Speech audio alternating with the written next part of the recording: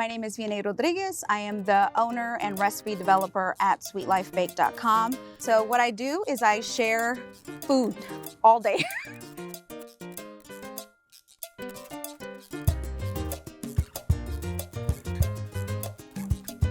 My first cooking memory is my abuelita and my mother making tamales together. To watch them cooking in a tiny kitchen, they would just move like, I feel like they were dancing. Like one would grab something, one would stir, one would chop, and they did it so effortlessly. The entire time they were listening to the radio, but they were doing this magical little dance that I wanted to be a part of. So after a while, my grandma, I asked so many times, she was like, okay, mija, súbete a la mesa, So I'd get on a little bench and she, let me roll the dough, and that was it.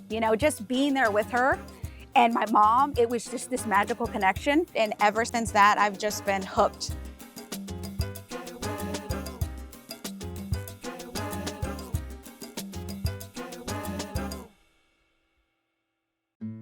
When I started the website, it was more like a hobby to share like the plates that I had grown up with.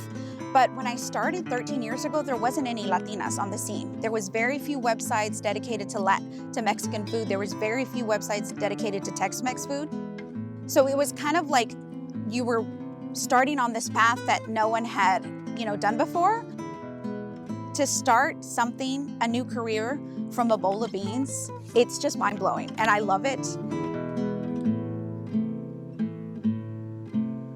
I'm first-generation Mexican-American, but I'm also first-generation Texan, so I see myself as a Tejanna. I always tell people, food is such a celebration of life. I make everything. I do like chicken tinga, I do enchiladas, I do nachos, I do mole. I do a lot with the concha. The concha is a beloved pan dulce from Mexico, and I love that bakers from all over the world have started putting their own spin on it. My first cookbook is all about cocktails, so it's called Latin Twist, and it's 100 recipes of all Latin countries.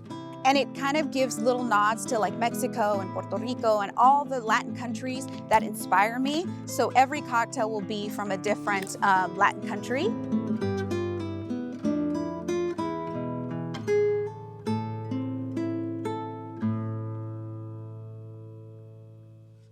Hispanic heritage means to me so much. I feel like it's the one opportunity to embrace other cultures, that we can showcase all of our heritage, our Latin roots, our culture, but we can also pass on to the next generation everything that we've learned. Like through me, everything's gonna be through food. Like I want my daughters, I want my nieces, I want everybody that follows me on social media to take a little piece of the past and carry it on into the future. So if that's through showing them how to make arroz or enchiladas or moles, something that they can carry on into the future so the flavors of my heritage continue to be passed down.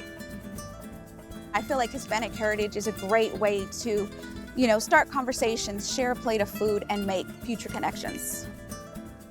I would say reach out to, your tias and your abuelitas. Like me, every time I want to learn something, I reach out to my mom and I ask her, tell me something of how it was when you were little, or, tell me a little bit of how you grew up and stuff like that. And then I also reach out to other creatives. There's so many creatives now that are sharing different parts of their culture that inspire me. So I think it's always looking for people that inspire you. It's always educating yourself.